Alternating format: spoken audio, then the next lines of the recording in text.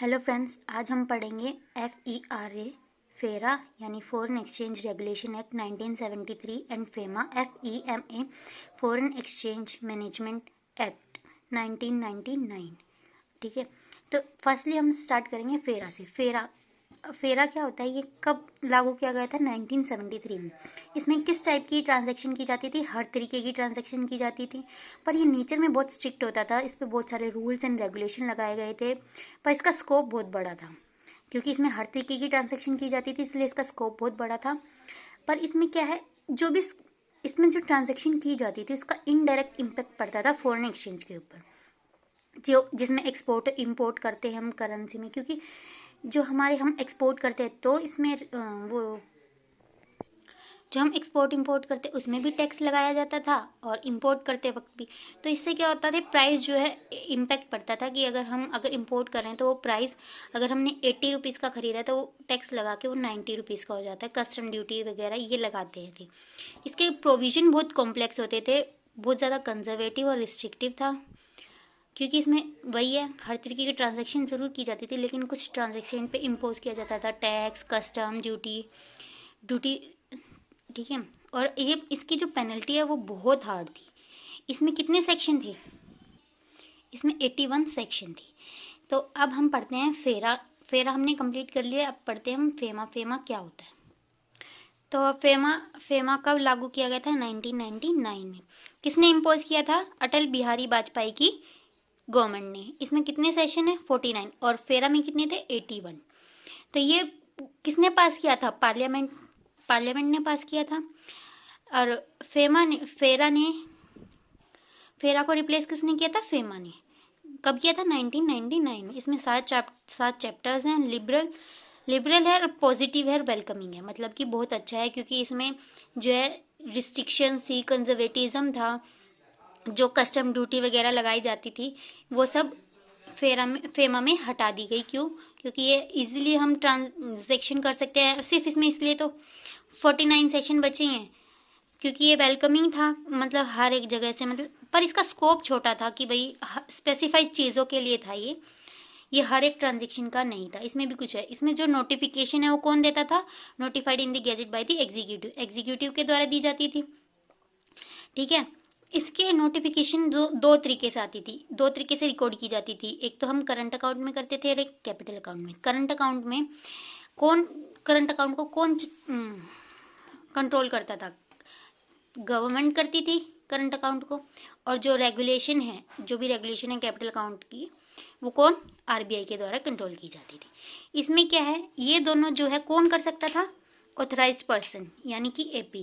Circulation to APs all aspects of forex transaction by the RBI। जो भी सारी transaction की जाती थी वो RBI के द्वारा ही की जाती थी, लेकिन वो कौन कर सकता था? जो ऑथराइज्ड पर्सन है वही कर सकता था। इसमें क्या है, जो कैपिटल अकाउंट है हम उसे ऑल्टर कर सकते हैं। जो हमारे एसेट्स है, लाइबिलिटीज़ है, जो लॉन्ग टर्म है, और कंटीजेंट लाइबिलिटीज़ जो हैं वो ऑल्टर कर सकते थे ऑथराइज्ड पर्सन। लेकिन करंट अकाउंट क्या है, जिसमें हम करंट एसेट्स, जिसमें हम ऑल्टर नहीं कर सकते एसेट्स को और लाइबिलिटीज़ को, उसे हम करंट अकाउंट कहते हैं। तो फेमा में क्या है, इसका स्कोप जो है वही है, नैरो है। मोस्टली जो है मॉनेटरी पेनल्टी दी जाती थी।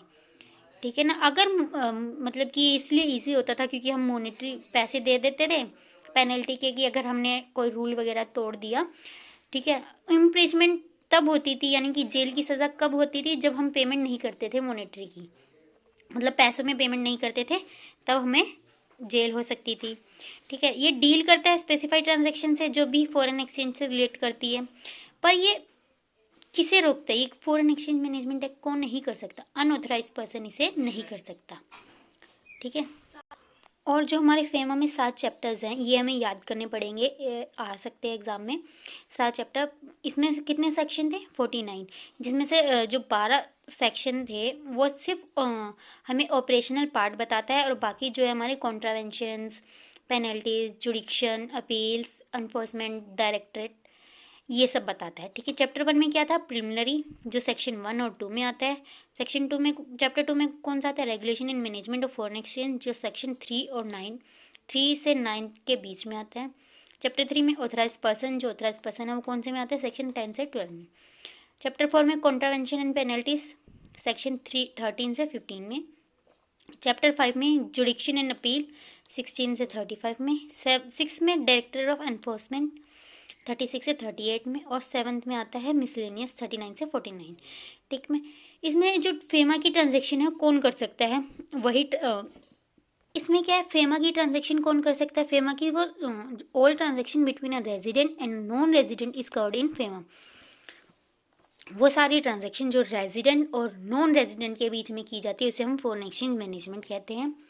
ये ट्रांजैक्शन जो है ब्रॉडली 2 हिस्सों में की जाती है, जैसे हमने बताया करंट अकाउंट और कैपिटल अकाउंट में। जो करंट अकाउंट है उसे कौन चलाता है, गवर्नमेंट चलाती है, और जो कैपिटल अकाउंट है उसे आरबी। तो इन शॉर्ट हम यही समझते हैं कि जो फेरा है, FERA foreign exchange regulation act कब आया था, 1973 में। इसके जो रूल्स थे और जो प्रोविज़न थे वो बहुत कॉम्प्लेक्स थे, स्ट्रिक्ट थे नेचर में। जो अप्रोच थी फॉरेन एक्सचेंज ट्रांजैक्शन की वो कंजर्वेटिव थी, रिस्ट्रिक्टिव थी, पेनल्टी जो बहुत हार्ड थी। और पर इसका जो स्कोप था बहुत ज़्यादा वाइड था फेरा का, ये हर एक तरीके की ट्रांजैक्शन करता था। तो लेकिन अब इसमें सेक्शन कितने थे, 81 थे, बहुत ज़्यादा सेक्शन लगाए गए थे। लेकिन अब फेमा आ गया, फॉरेन एक्सचेंज मैनेजमेंट एक्ट, इसने रिप्लेस कर दिया फेरा को, क्योंकि इसमें बहुत ज़्यादा ही कंजर्वेटिव, रिस्ट्रिक्टिव, स्ट्रिक्ट था नेचर में, जिससे कि लोग ट्रांजैक्शन फॉरेन एक्सचेंज की ट्रांजैक्शन करने से डरते थे। अगर हम फॉरेन एक्सचेंज नहीं करेंगे, हमारी कंट्री में फॉरेन एक्सचेंज नहीं आएगा, तो हमारी कंट्री की GDP पे बहुत असर पड़ेगा। इसलिए हमने जो अटल वाजपेयी बिहारी जी की गवर्नमेंट है, उन्होंने इस एक्ट को फेमा में चेंज कर दिया 1999 में। इसे चेंज करने के बाद जो है ये इसमें कितने सेक्शन बचे, सिर्फ 49 सेक्शन बचे, 7 चैप्टर आ गए। और ये बहुत लिबरल था, सबको बहुत ही प्यार से वेलकम करता था कि भाई तुम ट्रांजैक्शन करो, तुम्हें कोई प्रॉब्लम नहीं होगी, कोई भी तुम्हारे रूल्स एंड रेगुलेशन इतने हार्ड नहीं होंगे। ठीक है, पर ये सिर्फ ऑथराइज्ड पर्सन ही कर सकता था ये।